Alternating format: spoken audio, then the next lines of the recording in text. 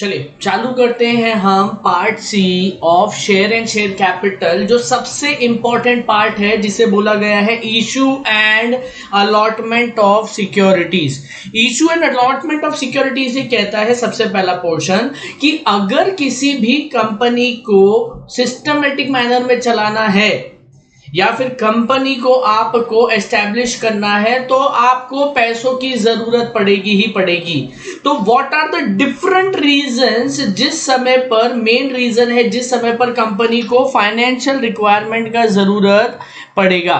तो कंपनी को बेसिकली बेटा तीन पोर्शन के लिए फाइनेंशियल रिक्वायरमेंट का जरूरत पड़ता है। The very first one is new venture, second one is repaying debts and third one is expansion and diversification। Clear है बेटा कि किसी भी कंपनी को सिस्टमेटिक मैनर में चलाने के लिए, या फिर ऐसा कह लेते हैं अपन कि कंपनी सिक्योरिटीज इशू इस वजह से करती है क्योंकि कंपनी या तो न्यू वेंचर स्टार्ट करना चाहती है, या तो कंपनी अपने डेट्स को रीपे करना चाहती है, या फिर कंपनी एक्सपांशन एंड डाइवर्सिफिकेशन की तरफ जा रही है। तो कंपनी जब भी issue and allotment of securities की बात करेगा तो ये दो पोर्शन में डील करेगा। सबसे पहला पोर्शन है पब्लिक ऑफर, कि हम पब्लिक एट लार्ज में जाकर ऑफर देंगे और जो भी पर्टिकुलर पब्लिक इंटरेस्टेड है वो हमारी कंपनी में क्या कर सकता है, पैसा लगा सकता है। And second part is which deals with private placement, कि कोई भी पर्टिकुलर पर्सन के स्पेसिफिकली जाकर अगर हम पैसा डिमांड कर रहे हैं तो उसे बोला जाएगा प्राइवेट प्लेसमेंट। बेटा पार्ट वन किस में डील करता है, पब्लिक ऑफर। पब्लिक ऑफर मतलब क्या होता है कि भैया हम पब्लिक एट लार्ज पर जा रहे हैं rather than going to specific individual, और जब भी हम स्पेसिफिक इंडिविजुअल की तरफ जा रहे हैं तो उसे क्या बोला जाएगा, प्राइवेट प्लेसमेंट। क्लियर। अब सेक्शन 23 जो है वो डील करता है कि अगर किसी भी कंपनी को या तो पब्लिक या तो प्राइवेट के थ्रू सिक्योरिटीज इशू करना है तो वो किस तरीके से कर सकती है। तो कोई भी पब्लिक कंपनी अगर चाहे तो सिक्योरिटीज इशू कर सकती है। सबसे पहले टू पब्लिक थ्रू प्रोस्पेक्टस, वो पब्लिक ऑफर लाकर क्या कर सकती है, प्रोस्पेक्टस इशू कर पैसा ला सकती है। Second is through private placement rather than going for individual. बेटा अपन ने अभी समझा, rather than going for public हम क्या करेंगे, इंडिविजुअल की तरफ जाएंगे। And third one is through right issue और बोनस इशू। क्लियर। सेक्शन 23 क्या कहता है कि कंपनी के पास तीन ऑप्शन अवेलेबल है बेटा। कंपनी तीन तरीके से सिक्योरिटीज इशू करके क्या कर सकती है, फंड रेज कर सकती है। सबसे पहला है पब्लिक ऑफर, दूसरा है private placement, and third one is right issue और बोनस इशू। क्लियर है बेटा। अब उन्होंने ये समझाया कि issue of securities private company में सिर्फ दो तरीके से होती है, आप पब्लिक के पास कभी भी नहीं जा सकते हो। तो प्राइवेट कंपनी में सिर्फ दो ऑप्शन बचते हैं। पहला है प्राइवेट प्लेसमेंट, आप स्पेसिफिक इंडिविजुअल के पास जाइए और वहां से आप क्या कर सकते हैं, फंड रेज कर सकते हैं। वेयर एज या तो आप क्या कर दीजिए, एग्जिस्टिंग शेयर होल्डर को राइट इशू कर दीजिए, या फिर आप बोनस इशू पर आ जाइए। क्लियर। अब बेटा आगे हम देखेंगे कि कौन कौन से गवर्निंग लॉज हैं जो डील करते हैं ये पब्लिक इशू के टाइम पर या प्राइवेट इशू के टाइम पर। तो सबसे पहला बेटा कंपनीज एक्ट 2013 में पूरी की पूरी डिटेल्स दी हुई है। Second is securities contract regulation act 1956 आपको पढ़ना पड़ेगा। थर्ड इज सेबी एक्ट 1992 पढ़ना पड़ेगा। And last but not the least SEBI ICDR regulation 2018 पढ़ना पड़ेगा। Clear. Now what are different kinds of shares, different kind of issue of shares. यहां से बेटा इंपॉर्टेंट चैप्टर चालू होता है, यहां से आप अपना थोड़ा सा फोकस लाइए इस चैप्टर की तरफ। सबसे पहला है issue of securities at premium. बेटा प्रीमियम मतलब क्या होता है, तो जब भी कंपनी अपनी पार वैल्यू से ऊपर जाकर शेयर्स को बेच रही है, नॉमिनल वैल्यू से ऊपर जाकर क्या कर रही है, शेयर्स को बेच रही है, तो उसे बोला जाता है issue of securities at premium. Company क्या कर रही है, प्रीमियम पर अपने शेयर्स इशू कर रही है। फॉर एग्जाम्पल बेटा, अगर 10 रुपए का पार वैल्यू है, फेस वैल्यू है, और कंपनी उसमें एडिशनल 4 रुपीज ऐड कर मार्केट में शेयर बेच रही है 14 रुपीज का, तो उसे बोला जाएगा issue of securities at premium. मतलब बेटा ये एडिशनल अमाउंट जो कंपनी चार्ज कर रही है उसे बोला जाएगा प्रीमियम अमाउंट। क्लियर बेटा। अब वो ये कह रहे हैं share premium to be transfer to securities premium account. Section 52 ये कहता है, सेक्शन 52 ये कहता है कि कंपनी चाहे तो क्या कर सकती है, अपने शेयर्स प्रीमियम पर इशू कर सकती है। और कंपनी जब भी क्या कर रही है, अपने शेयर्स प्रीमियम पर इशू कर रही है, तो जितना भी एक्स्ट्रा अमाउंट जो प्रीमियम के नाम पर रिसीव हो रहा है वो एक सेपरेट अकाउंट में आपको ट्रांसफर करना पड़ेगा, जिसका नाम रहेगा सिक्योरिटीज प्रीमियम अकाउंट। आया बेटा समझ में कि कंपनी जब भी एक्स्ट्रा अमाउंट जितना भी रिसीव हो रहा है प्रीमियम के नाम से, वो पूरा की पूरा अमाउंट आपको क्या करना पड़ेगा, एक सेपरेट अकाउंट में ट्रांसफर करना पड़ेगा। Am I clear to you बेटा? आया समझ में? डन? आया बेटा समझ में? बोलो जल्दी। ठीक। अब second is utilization of securities premium. Very very very important. क्या कहता है ये, यूटिलाइजेशन ऑफ सिक्योरिटीज प्रीमियम, कि कंपनी ने जो भी एक्स्ट्रा प्रीमियम का पैसा इकट्ठा किया है, कंपनी उसे कहां कहां पर स्पेसिफिकली यूज कर सकती है। बेटा एग्जाम में ये 5 मार्क का क्वेश्चन आता है, ध्यान से समझिए क्या क्या है इसका कंडीशन। सबसे पहले कंपनी बोनस शेयर्स अपने मेंबर्स को इशू करने के लिए क्या कर सकती है, प्रीमियम का अमाउंट यूटिलाइज कर सकती है। बोनस मतलब क्या होता है बेटा, company FOC free of cost अपने एग्जिस्टिंग मेंबर्स को शेयर इशू कर रही है, बट उसका आपको एप्रोप्रिएशन शो करना पड़ेगा, तो कंपनी प्रीमियम का जो अमाउंट है उसका एप्रोप्रिएशन शो कर सकती है। दूसरा, कंपनी अपने प्रिलिमिनरी एक्सपेंसेस को राइट ऑफ करने के लिए सिक्योरिटी प्रीमियम का यूटिलाइजेशन कर सकती है। थर्ड, अगर कंपनी ने कोई भी कमीशन पे किया है या फिर कोई एक्सपेंस किया है इशू ऑफ शेयर्स या डिबेंचर्स पर, या फिर डिबेंचर डिस्काउंट पर इशू किए हैं, तो उसका जितना भी एक्स्ट्रा अमाउंट लगा है company utilization of securities premium से उसको अप्रोप्रिएट कर सकती है। नेक्स्ट इज, अगर कंपनी ने प्रेफरेंस शेयर्स या डिबेंचर का रिडम्पशन किया है वो भी प्रीमियम पर, मतलब हम जब प्रीमियम प्रेफरेंस शेयर होल्डर को या डिबेंचर होल्डर को पैसा लौटा रहे हैं तो हम उन्हें एक एक्स्ट्रा पैसा लौटा रहे हैं in the form of premium, तो कंपनी वो एक्स्ट्रा पैसा क्या कर सकती है, सिक्योरिटी प्रीमियम से अप्रोप्रिएट कर सकती है। एंड लास्ट वन इज बेटा, कंपनी जब अपने ही शेयर्स खरीद रही है मार्केट से वापस, कंपनी जब भी अपने शेयर्स बायबैक कर रही है तो कंपनी वो बायबैक का पेमेंट जो है शेयर्स का वो सिक्योरिटी प्रीमियम से कर सकती है। तो बेटा फटाफट रिवाइज कराइए, ये 5 सोर्सेज है जहां पर कंपनी क्या कर सकती है, यूटिलाइजेशन ऑफ सिक्योरिटीज प्रीमियम कहां कहां पे कर सकती है। पहला है बोनस शेयर इशू करने के लिए, दूसरा है प्रिलिमिनरी एक्सपेंसेस राइट ऑफ करने के लिए, थर्ड वन इज कमीशन या डिस्काउंट अलाउ या एक्सपेंसेस अगर इशू ऑफ शेयर या डिबेंचर पर लगा है तो, चौथा प्रीमियम अगर पे किया है उन्होंने रिडम्पशन ऑफ प्रेफरेंस शेयर या फिर डिबेंचर होल्डर के रिडम्पशन के लिए, and last one is company ने बायबैक किया है तो कंपनी क्या कर सकती है, यूटिलाइजेशन ऑफ सिक्योरिटीज प्रीमियम। आया बेटा समझ में?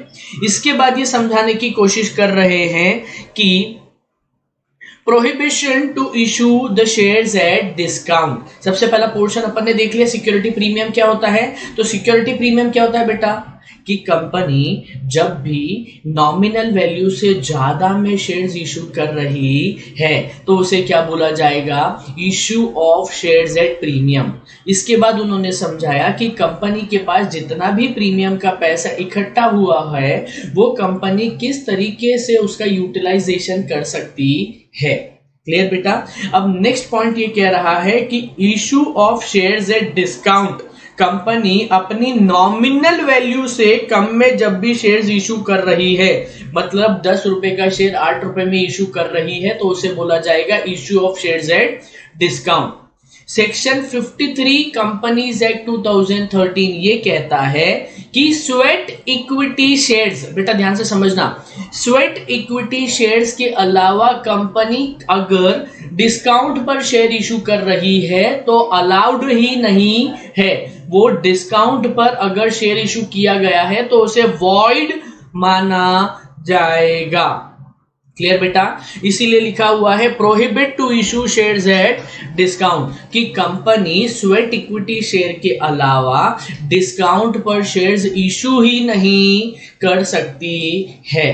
क्लियर बेटा? आया? अब पेनल्टी में वो ये कह रहे हैं कि अगर कंपनी ने इस प्रोविजन को कंप्लाई नहीं किया, मतलब डिस्काउंट पे शेयर्स इशू कर दिया, तो उस पर्टिकुलर सिचुएशन में कंपनी और officer who is in default shall be liable to a penalty which may extend to an amount equal to the amount raised through the issue of shares at discount. जितना भी आपने discount पर share issue किया है, या तो वो amount या फिर 5 lakh rupees whichever is less, आपके ऊपर पेनल्टी लग जाएगी और वो पूरा पैसा लौटा दीजिएगा, नहीं तो आपको 12% पर एनम के इंटरेस्ट पर क्या करना पड़ेगा, एक्स्ट्रा अमाउंट शेयर होल्डर को पे करना पड़ेगा। क्लियर बेटा? फटाफट समझते हैं अपन। पार्ट सी हम पढ़ रहे थे। पार्ट सी किसके बारे में डील करता है? Issue and allotment of securities. इसके बाद हमने देखा कि कंपनी जो है 3 टाइप से इशू लेकर आती है। पहला, कंपनी या तो पब्लिक से पैसा मांग ले, या तो प्राइवेट प्लेसमेंट की तरफ चले जाए, या फिर तीसरा बोनस एंड राइट इशू लेकर पैसा या फंड रेज कर ले। क्लियर बेटा? फिर हमने दो काइंड्स देखे, जिसमें हमने बताया issue of shares at discount and दूसरा है issue of shares at premium. Premium is the nominal value से ज्यादा जब कंपनी पैसा चार्ज कर रही है तो उसे बोला जाता है issue of shares eight security premium. तो कंपनी क्या कर सकती है? प्रीमियम पर शेयर इशू कर सकती है, और वो जो पैसा आ रहा है उसका यूटिलाइजेशन भी हमने देख लिया। Second concept is issue of shares at discount. तो कंपनीज एक्ट में ये मना कर दिया गया है कि कोई भी कंपनी डिस्काउंट पर शेयर इशू कर ही नहीं सकती है except sweat equity shares. Now बेटा हम देखेंगे concept of allotment of securities, कि कंपनी अगर शेयर्स अलॉट करना चाहती है तो किस तरीके से सिक्योरिटीज का अलॉटमेंट होता है। चलो फटाफट अपन पढ़ना चालू करते हैं बेटा। Section 39 of companies act 2013 read with prospectus and allotment of securities rule 2014 ये डील करता है बेटा अलॉटमेंट ऑफ सिक्योरिटीज से।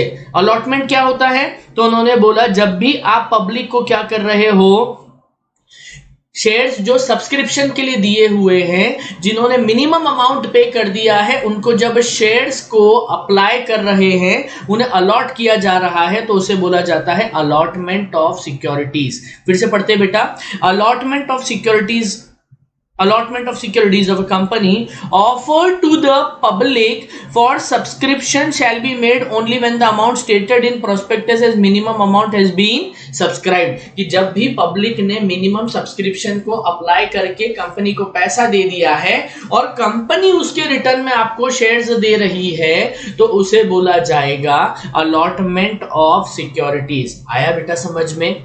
क्लियर? अब वो सेकेंड पॉइंट में ये समझा रहे हैं minimum amount of application. Company को कम से कम एप्लीकेशन के टाइम पर अगर शेयर्स अलॉट करना है तो कितना पैसा मिनिमम मंगाना ही पड़ेगा। उन्होंने बोला नॉमिनल अमाउंट के 5% से कम कंपनी कभी भी एप्लीकेशन का पैसा नहीं रख सकती है, और the amount specified by SEBI, दोनों में से जो भी रहेगा कंपनी उससे कम मिनिमम अमाउंट ऑफ एप्लीकेशन नहीं रख सकता है। क्लियर बेटा? अब जिस भी टाइम पर अलॉटमेंट ऑफ सिक्योरिटीज होगी आपको फॉर्म फाइल करना पड़ेगा PAS3। क्लियर बेटा? कि हमने किन किन ने एप्लीकेशन लगाया था, हम किस किस को शेयर्स अलॉट कर रहे हैं, ये पूरा की पूरा इंफॉर्मेशन जाएगा फॉर्म PAS 3। PAS क्या होता है बेटा? Prospectus and allotment of securities. Clear बेटा? डन। कि किस किस को शेयर्स अलॉट किया है, मतलब लिस्ट ऑफ अलॉटीज, उनका नेम, एड्रेस, ऑक्यूपेशन एंड कितनी सिक्योरिटीज उन्हें अलॉट की गई है। क्लियर है बेटा? अब उन्होंने समझाया कि the list shall be certified by signatory. ठीक है बेटा? कंपनी सेक्रेटरी या बोर्ड ऑफ डायरेक्टर्स उसको क्या करेंगे? सर्टिफाई करेंगे कि हाँ बाबा यही लोग आ रहे हैं। जितनी भी सिक्योरिटीज इशू हो रही है, जितना भी कॉन्ट्रैक्ट है, वो क्या होना चाहिए? ड्यूली स्टैम्प्ड होना चाहिए। क्लियर है? इसके बाद उन्होंने समझाया कि अगर बोनस शेयर है तो आपको रेजोल्यूशन की कॉपी भी जनरल मीटिंग में लगाना पड़ेगी और PAS के साथ अटैच करना पड़ेगी कि हमने क्या किया है, बोनस इशू लेकर आए हैं। क्लियर बेटा? अब वो क्या बोल रहे हैं? Form PAS3 and it's attachment. PAS3 क्या होता है कि कंपनी जितने भी लोगों ने एप्लीकेशन फाइल करी है, सब्सक्राइब करा है एप्लीकेशन को, जितने भी लोगों को क्या कर रही है, शेयर्स अलॉट कर रही है, उनका पूरा डिटेल आपको क्या करना पड़ेगा? ROC को प्रिस्क्राइब टाइम पीरियड में फाइल करना पड़ेगा। क्लियर बेटा? इसके बाद उन्होंने बोला अगर बोनस शेयर है तो आपको क्या करना पड़ेगा?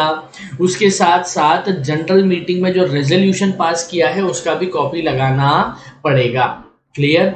अब वो ये कह रहे हैं कि अगर पार्टली पेड अप या फुल्ली पेड अप है जिसमें purchase consideration other than cash है, तो उस सिचुएशन में आपको करना पड़ेगा कॉन्ट्रैक्ट ऑफ सेल का कॉपी लगाना पड़ेगा या कंसिडरेशन या रजिस्टर्ड वैल्यूअर से रजिस्ट्रेशन कराना पड़ेगा। नेक्स्ट इज बेटा रिफंड ऑफ मनी। इसको फटाफट स्टार मार्क कर दीजिए। ये कह रहे हैं कि जैसे ही मिनिमम एप्लीकेशन का पैसा आया, बेटा ध्यान से समझना, जैसे ही मिनिमम एप्लीकेशन का पैसा आया वैसे ही आपको 30 डेज के अंदर अंदर क्या करना पड़ेगा? या तो शेयर्स अलॉट करना पड़ेंगे या फिर अमाउंट जो एक्स्ट्रा रिसीव हो गया है वो रिटर्न करना पड़ेगा। समझो बेटा, शेयर्स का जैसे ही सब्सक्रिप्शन हुआ, क्लियर, विद इन 30 डेज क्या कर दीजिए? विद इन 30 डेज अलॉटमेंट कर दीजिए, और जिसे अलॉटमेंट नहीं मिला है उसको क्या कर दीजिए? विद इन 15 डेज रिफंड कर दीजिए कि सर हमने आपके जितने भी पैसे लिए थे हम आपको लौटाने को तैयार हैं। अगर कंपनी 15 डेज से ज्यादा लेट हो जाती है रिफंड करने में, तो जो भी डायरेक्टर या ऑफिसर इन डिफॉल्ट की वजह से दिक्कत आ रही है उसे 15% पर एनम में कंपनी को क्या करना पड़ेगा? पैसा रिफंड करना पड़ेगा। Am I clear to you बेटा? रिफंड ऑफ मनी क्या कहता है, ध्यान से समझो। सब्सक्रिप्शन आया, सब्सक्रिप्शन से 30 डेज के अंदर अंदर आपको क्या करना पड़ेगा? शेयर्स अलॉट करना पड़ेंगे। अगर अलॉटमेंट नहीं दे पा रहे हो शेयर्स का तो 15 डेज के अंदर अंदर क्या कर दीजिए? पैसा रिफंड कर दीजिए। अगर आपने 15 डेज के अंदर पैसा रिफंड नहीं किया तो सॉरी आपको क्या करना पड़ेगा? 15% पर एनम के हिसाब से उन्हें इंटरेस्ट पे करना पड़ेगा। क्लियर? अब बेटा there are general principles regarding allotment. General principles regarding allotment ये कहता है कि आपको सबसे पहले allotment should be made by proper authority. बेटा प्रॉपर अथॉरिटी कौन है? या तो बोर्ड ऑफ डायरेक्टर्स है या फिर अगर कंपनी ने कमिटी बनाकर रखी हुई है तो वो कमिटी पूरा की पूरा काम करेगी। क्या कह रहा हूं मैं? सबसे पहला जनरल प्रिंसिपल क्या है कि सबसे पहला आप प्रॉपर अथॉरिटी के द्वारा ही क्या कर सकते हैं? अलॉटमेंट कर सकते हैं। प्रॉपर अथॉरिटी क्या है? या तो बोर्ड ऑफ डायरेक्टर्स या फिर कमिटी। सेकंड उन्होंने बोला allotment must be made with in reasonable time. Third ये कह रहा है जो भी अलॉटमेंट होगा वो एब्सोल्यूट होना चाहिए और अनकंडीशनल होना चाहिए, उसके साथ आप कोई भी इफ एंड बट नहीं लगा सकते हैं। जिन भी लोगों को आपने अलॉटमेंट किया है उसे आपको कम्युनिकेट करना पड़ेगा। Allotment must be communicated. Clear बेटा? It must be communicated to the person कि भैया हमने क्या किया है, आपको शेयर्स अलॉट कर दिए हैं। क्लियर है? अलॉटमेंट सिर्फ एप्लीकेशन के अगेंस्ट में होगा जिसने एप्लीकेशन दी ही नहीं है उसे कभी भी अलॉटमेंट नहीं हो सकता है।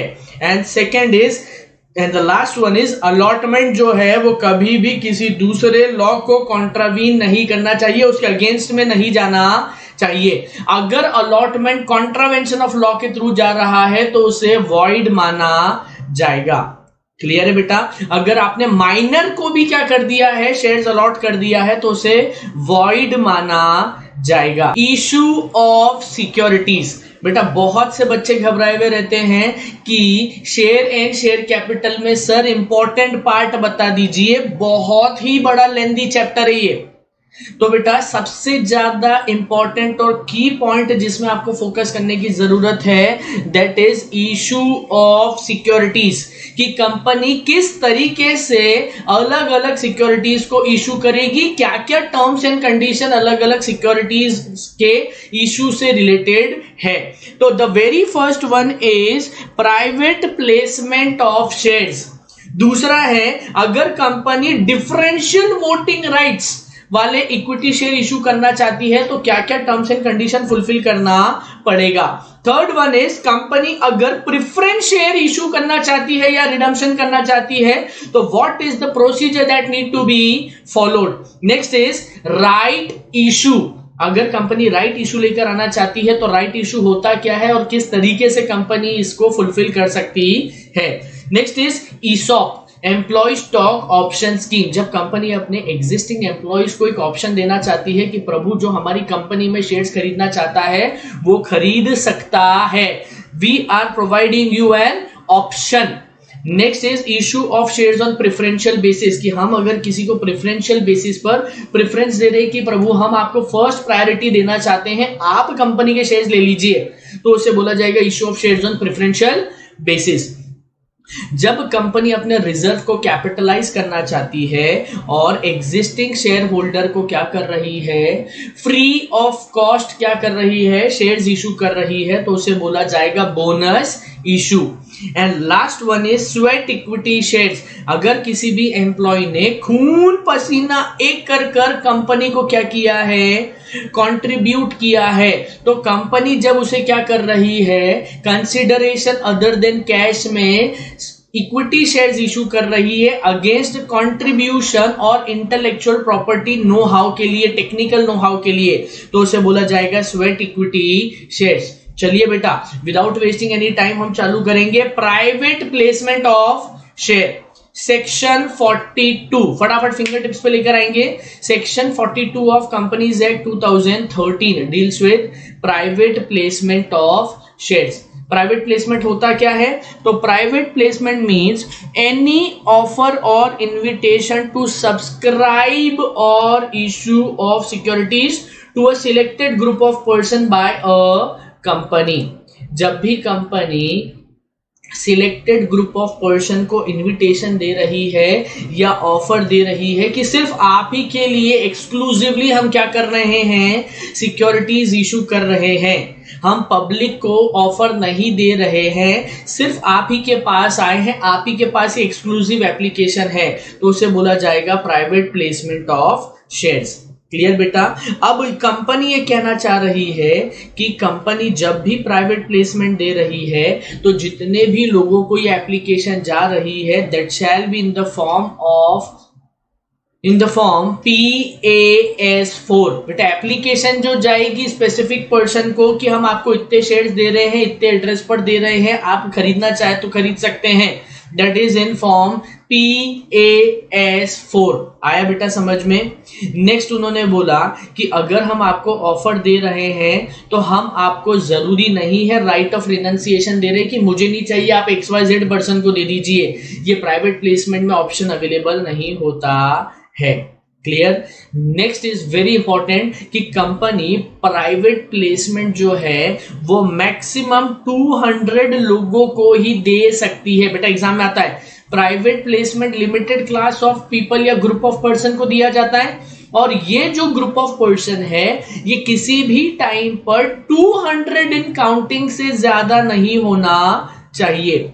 अब इसके अंदर कुछ एक्सक्लूजन है कि कंपनी अगर QIBs को और एम्प्लॉइज को क्या कर रही है, प्राइवेट प्लेसमेंट कर रही है, तो उसे ये 200 की काउंटिंग में लेने का जरूरत नहीं है। क्लियर? चलो फटाफट, प्राइवेट प्लेसमेंट का सेक्शन है 42। क्लियर? कंपनी जब क्या कर रही है, लिमिटेड ग्रुप ऑफ पर्सन को अपने शेयर्स इशू कर रही है, तो उसे बोला जाएगा प्राइवेट प्लेसमेंट। इसकी एप्लीकेशन जाती है फॉर्म PAS4 में। मैक्सिमम ये 200 लोगों को क्या किया जा सकता है, एप्लीकेशन प्रोवाइड किया जा सकता है, जिसमें QIB और एम्प्लॉय को इंक्लूड करने का जरूरत नहीं है। क्लियर है बेटा?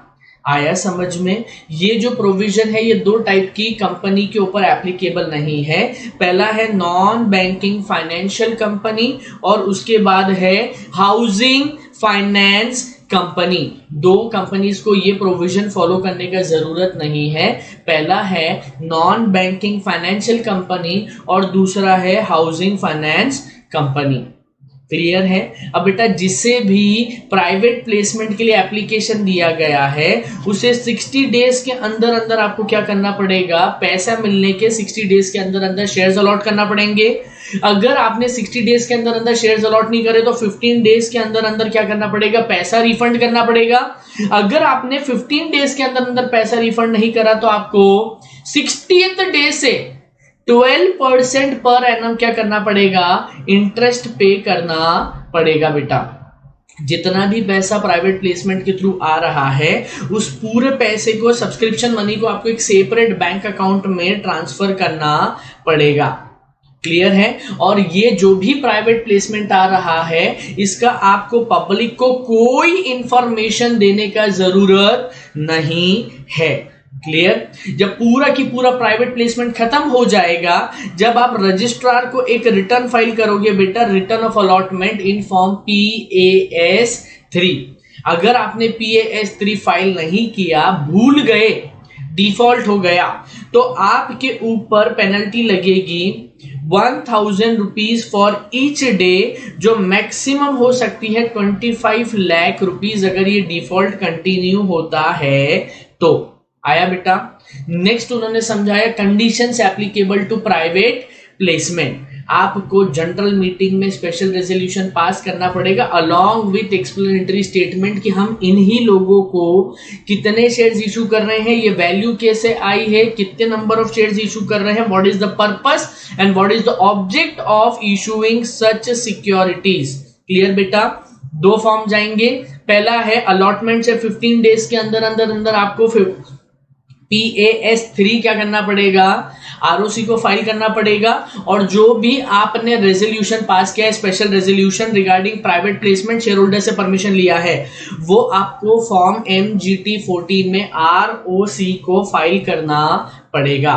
फटाफट हमने देख लिया section 42 private placement. I hope बेटा आपको ये समझ में आया होगा। नेक्स्ट हम चलते हैं issue of equity shares with differential voting rights. कि कंपनी अगर डिफरेंशियल वोटिंग राइट्स मतलब कि कंपनी ऐसे इक्विटी शेयर्स इशू कर रही है जिसमें वो वोटिंग राइट से रिलेटेड क्या करने वाली है, अपना डिफरेंस लेकर आने वाली है। कि या तो सिर्फ आपको क्या मिलेगा, डिविडेंड मिलेगा, या तो हम सिर्फ आपको क्या कर पाएंगे, वोटिंग राइट्स प्रोवाइड कर पाएंगे।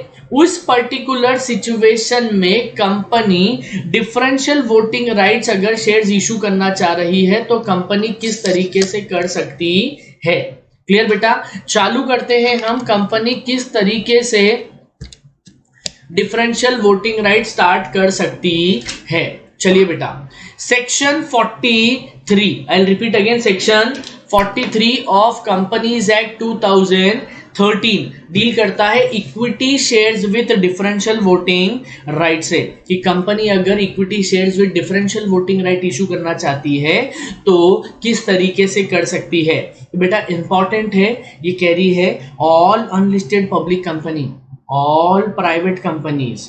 क्लियर है? और ऐसी कंपनी जो लिस्टेड है उनके ऊपर ये रूल्स एप्लीकेबल होगा कि उन्हें ये पर्टिकुलर प्रोविजन फॉलो करना पड़ेगा। अब कोई भी कंपनी अगर डिफरेंशियल वोटिंग राइट्स DVR।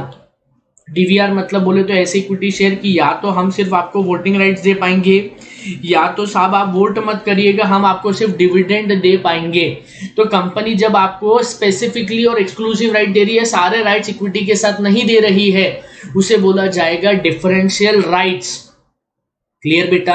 अब अगर कंपनी डिफरेंशियल राइट्स इशू करना चाहती है तो उन्हें क्या क्या कंडीशन फुलफिल करना पड़ेगी। सबसे पहला है authorisation in article of association. Company के आर्टिकल ऑफ एसोसिएशन में ऑथोराइजेशन होना चाहिए कि कंपनी क्या कर सकती है, डिफरेंशियल वोटिंग राइट्स के शेयर, डिफरेंशियल राइट्स से शेयर इशू कर सकती है। दूसरा, आपको जनरल मीटिंग में ऑर्डिनरी रेजोल्यूशन पास करना पड़ेगा। थर्ड वन इज आपके limit for voting power not exceeding 74। Company differential rights वाले share maximum 74% of total voting power ही कर सकती है।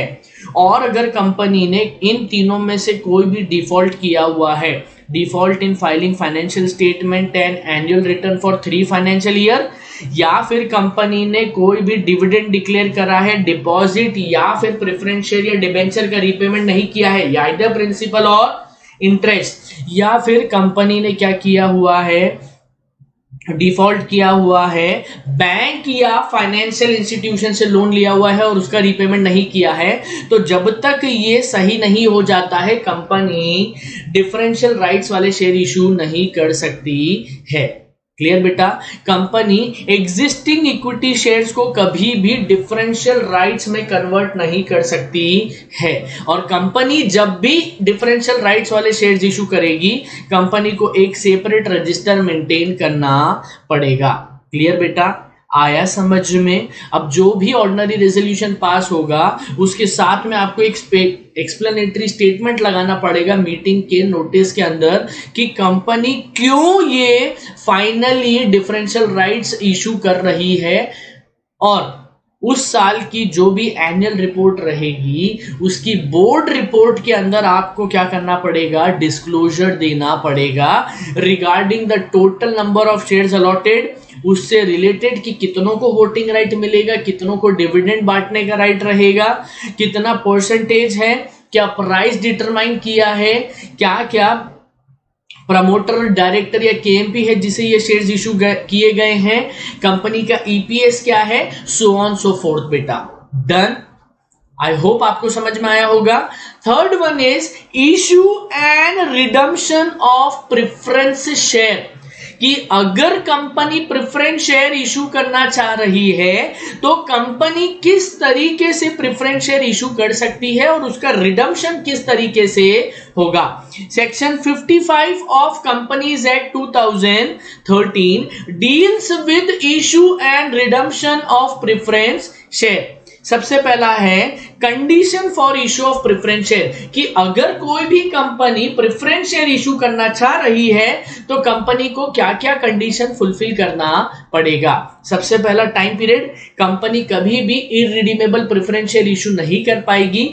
हर एक प्रेफरेंस शेयर की एक्सपायरी डेट होगी और वो मैक्सिमम रहेगी 20 ईयर्स। अगर बेटा कंपनी इंफ्रास्ट्रक्चर कंपनी है तो उन्हें एडिशनल 10 ईयर्स दिए जाएंगे, सब्जेक्ट टू अ कंडीशन कि 21वें साल से लेकर 30वें साल तक की जो 10 साल एडिशनल है, आपको हर साल कम से कम 10% का क्या करना पड़ेगा, रिडम्पशन करते जाना पड़ेगा, ताकि 30th ईयर तक 100% सारे शेयर्स क्या हो पाए, रिडम्पशन के लिए जा पाए। क्लियर बेटा। कंपनी का टाइम पीरियड कितना है प्रेफरेंस शेयर का, कंपनी मैक्सिमम 20 इयर्स तक क्या कर सकती है, रिडीमेबल प्रेफरेंस शेयर इशू कर सकती है। अगर इंफ्रास्ट्रक्चर कंपनी है तो एडिशनल 10 इयर्स दिए जाएंगे, सब्जेक्ट कि हर साल 10% आप क्या कर रहे हैं, रीपेमेंट कर रहे हैं। Second is authorization by article of association. आपके आर्टिकल ऑफ एसोसिएशन में ऑथराइजेशन होना चाहिए कि कंपनी प्रेफरेंस शेयर इशू कर सकती है। थर्ड इज वेरी सिंपल, आपको जनरल मीटिंग में स्पेशल रेजोल्यूशन पास करना पड़ेगा। नेक्स्ट इज कंपनी का कोई भी एग्जिस्टिंग डिफॉल्ट नहीं होना चाहिए या सबसिस्टिंग डिफॉल्ट नहीं होना चाहिए रिलेटेड टू प्रेफरेंस शेयर, ना ही मेन प्रिंसिपल अमाउंट का, ना ही डिविडेंड का। फिर उन्होंने समझाया redemption out of the profits of the company, company का जो पुराना प्रॉफिट है, मतलब बेटा या तो फ्रेश इशू लेकर आ जाइए या फिर आप क्या कर लीजिए, जनरल रिजर्व में से पैसा निकालिए और वहां से ही आप क्या कर सकते हैं, रिडम्पशन कर सकते हैं। सारे की सारे प्रेफरेंस शेयर का रिडम्पशन जब ही हो सकता है जब सारे की सारे शेयर्स क्या है, फुल्ली पेड अप है। और कंपनी को क्या करना पड़ेगा, कैपिटल रिडम्पशन रिजर्व अकाउंट में से ही पैसे को अप्रोप्रिएट करना पड़ेगा। क्लियर? अगर कोई भी रिडम्पशन प्रीमियम पर हो रहा है तो उस पर्टिकुलर सिचुएशन में आपको, आप चाहो तो सिक्योरिटी प्रीमियम अकाउंट का जो पैसा आया है वहां से इन पैसों को क्या कर सकते हो, अप्रोप्रिएट कर सकते हो। क्लियर? अगर कंपनी पोजीशन में नहीं है कि साहब आज की डेट में हमारे पास पैसा नहीं है प्रेफरेंस शेयर का, तो वो ट्रिब्यूनल को अप्लाई कर सकते हैं कि ट्रिब्यूनल साहब हमको इतना टाइम पीरियड दे दीजिए, हम इतने टाइम पीरियड में क्या कर देंगे, पूरा की पूरा रीपेमेंट कर देंगे। क्लियर बेटा? और कंपनी को क्या करना पड़ेगा, रजिस्टर मेंटेन करना पड़ेगा कि कितने लोगों को हमने प्रेफरेंस शेयर इशू किया हुआ है। अब बेटा इसका प्रोसीजर है, तो प्रोसीजर बहुत सिंपल सा चीज बोलता है, सबसे पहले आर्टिकल में क्लॉज होना चाहिए, दूसरा जनरल मीटिंग में रेजोल्यूशन पास करना पड़ेगा एक्सप्लेनेटरी स्टेटमेंट के साथ में। अगर लिस्टेड कंपनी है तो आपको क्या करना पड़ेगा, स्टॉक एक्सचेंज को इंटीमेट करना पड़ेगा। आरओसी को रेजोल्यूशन पास करने के 14 डेज के अंदर अंदर MGT 14 फाइल करना पड़ेगा। जैसे ही सारे लोगों को शेयर्स अलॉट हो जाते हैं, विद इन 30 डेज आपको फॉर्म PAS3 फाइल करना पड़ेगा। कंपनी को अपने रजिस्टर्ड ऑफिस पर एक रजिस्टर ऑफ मेंबर मेंटेन करना पड़ेगा। क्लियर है बेटा? प्रेफरेंस शेयर का जब भी रिडम्पशन होगा तो आपको आरओसी को इंटीमेट करना पड़ेगा फॉर्म SH7 में, और जब पूरा की पूरा अलॉटमेंट हो जाएगा फॉर्म PAS3 में आपको आरओसी को इंटीमेट करना पड़ेगा। और जितने भी लोगों को प्रेफरेंस शेयर इशू किया है उन सब को आपको 2 months from the date of allotment क्या करना पड़ेगा, शेयर सर्टिफिकेट इशू करना पड़ेगा। आई होप बेटा आपको क्लियर हुआ होगा। इसके बाद further issue of share capital देखेंगे हम हमारे नेक्स्ट लेक्चर में। Please do join with me in my next video जिसमें हम बात करेंगे further issue of share capital. Thank you so much बेटा।